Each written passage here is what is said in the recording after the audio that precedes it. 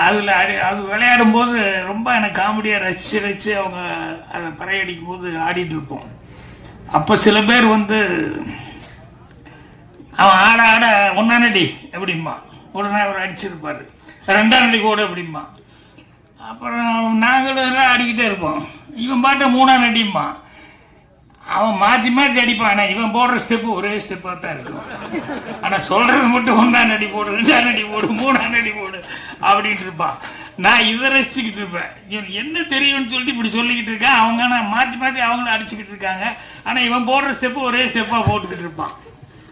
அப்படி கோவிலில் வந்து அந்த திருவிழாவில் வருஷம் வந்து அந்த 15 நாள் 14 நாள் சாட்டு 7 நாள் சாட்டுன்னு இருக்குது. அது வந்து அவ்வளவு கோலாகலமாக இருக்கும்.